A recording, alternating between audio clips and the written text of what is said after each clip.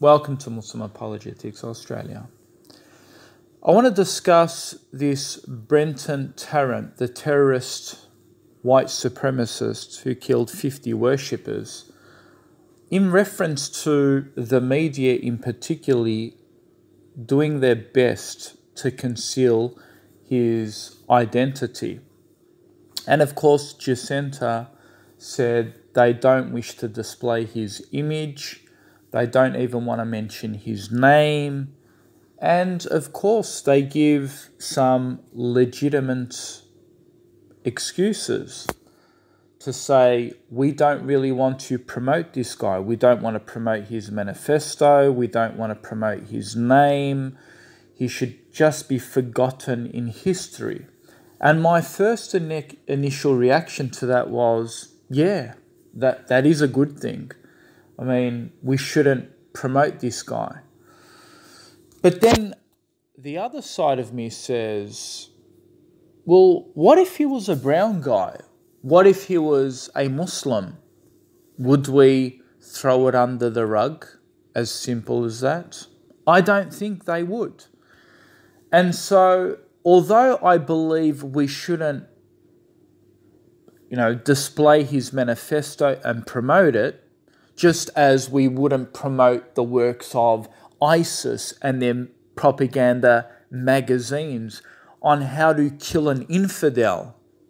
If that's on the internet, the intelligence services and ASIO crack down on it and remove it just to help against anyone accessing that information and becoming radicalized by it. So, I agree that that's why the manifesto of this Brenton Tarrant guy should not be available, because he instructs other people to do the things he does. So yes, it should be removed. But when it comes to his face, his name, I don't think it should be removed. It should be displayed for all to see. Because if he was a brown guy and a Muslim, I can assure you those on the right or the Islamophobes or, some of the Islamic critics, they would be angry at the media for censoring his image. Because what they want to see is headlines, news flash, and they'll put a picture of a brown man, a terrorist, with a beard, whatever. Headlines, look, this is the face of evil terrorism. This is what it looks like, But it seems that because he's a white supremacist, or, we do all the power to conceal his name, his face, but I'm certain that if it was a Muslim, it'd be the other way around. Perhaps maybe they're upset because it defeats their false narrative that not all Muslims are terrorists, but all terrorists are Muslims. So they like to keep that BS narrative alive, I guess. There's no other sense I can make out of it. Because they can't fathom a white guy picking up a gun and massacring people, something that ISIS would do indiscriminately. And because that white guy projects the West and the white guy speaks for the West, he basically represents most of their ideologies about banning immigration, ban this, and it's coming from the image of a white guy, so they want to distance themselves because it projects them. And it's interesting because why they censor his face, his name of Brenton Tarrant, but why they don't censor a terrorist shouting the name of Allah. If a Muslim terrorist goes out and does terrorism and says Allahu Akbar, you never see the word Allahu Akbar censored in the media, do you? No, they display the name of Allah for all to see. Yes, look, he done it in the name of Allah. Let's blame his religion now. Oh, but you see, they don't want Allah's name to be forgotten here, because you know why? We like to blame Allah for everything. So yes, let's display to all media platforms that he mentioned Allah's name, because we like to blame Allah, because we like to say Allah is responsible for terrorism. See? But you know, Brenton, no. We need to conceal his face because he represents the white broader community. So no, we need to censor his face and his name because it's a non-Muslim name. No, so we need to censor that, right? Because it tarnishes the rest of the non-Muslims. But you know, when it becomes the word Allahu Akbar, oh no. Yes, we want it to tarnish the rest of the Muslims, so keep it. Display the name Allah everywhere. He said Allahu Akbar, put it up there. Don't conceal it. See the games they play? And what is even more hilarious is the fact that this person, Brenton Tarrent, he's not even being charged for terror-related offences. Now, I understand Jacinta has gone away, she's done great, you know, she's gone out and condemned it, she's done what most leaders won't do, you know, she's really sympathised and she's really consolidated with the victims' families. But, you know, I'm hearing these excuses to say, oh, we really can't charge him with terror-related offences. I mean, we want to, but if we do, then, you know, he's going to get some benefits because, you know, New Zealand aren't really strict on their terror laws and, you know, he might get a defence, you know, where he'll be represented and, you know, he'll get court hearings and he'll be able to represent himself and he'll do this and he'll do that and he'll have all these benefits and we won't be able to prosecute him as hard as we want to. And I'm thinking to myself, really? I mean, how bullshit is that? Excuse me for my language, but how ridiculous is that? I mean, if Jacinta can change gun laws overnight to make gun laws stricter for that community, for that country, then why isn't she changing the terror laws and making him stricter to charge him under terror offences?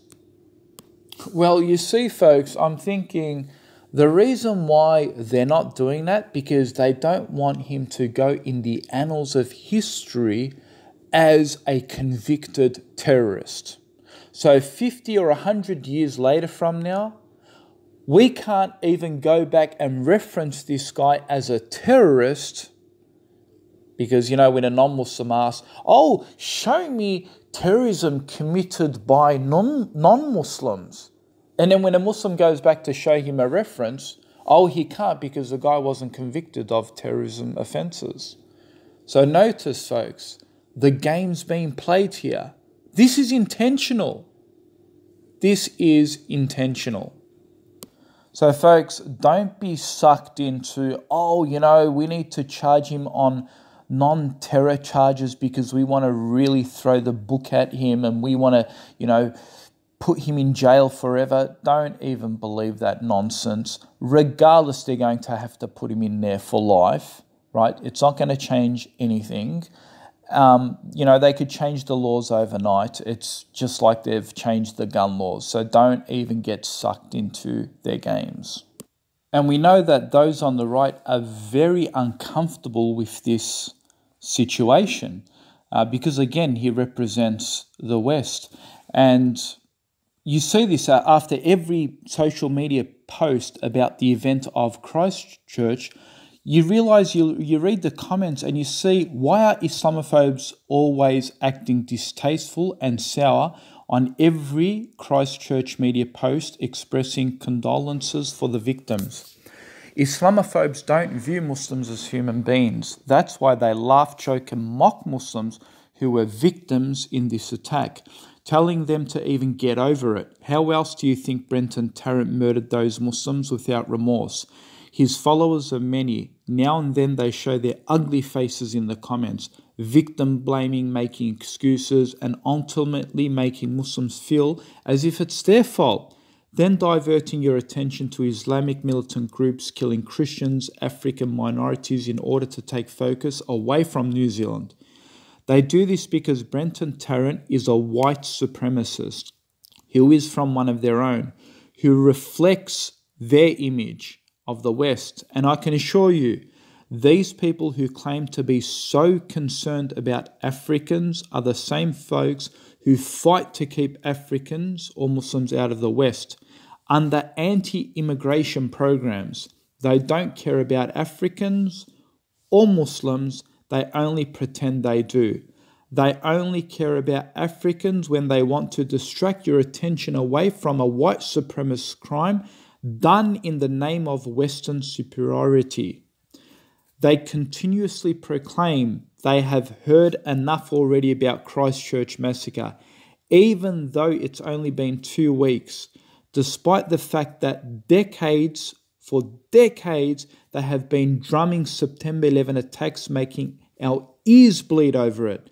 But now that the shoes are on the other foot, they get frustrated that the New Zealand massacre, in which 50 worshippers were brutally murdered by a non-Muslim, reminds them that terrorism has no race, colour or religion. They will even take it as far to say New Zealand Prime Minister Jacinta is overacting while sympathising with the victims' families and for promoting inclusion, upholding the values of diversity. Yet those Islamophobes, all they can do is underreact, play lip service in condemnation of the attack, yet none of them have come forward to meet the victims' families, nor has a single one of them, be it Pauline Hanson, Senator Fraser Anning, offered to go visit Christchurch and lay down flowers to show that they really condemn these attacks, as they really say they do, which speaks volumes. So do not even believe in their artificial condemnations. Their true nature is beautifully illustrated in the Noble Quran. Surah 3:118, they wish you have hardship. Hatred has already appeared from their mouths, and what their breasts conceal is greater. We have certainly made clear to you the signs if you will use reason.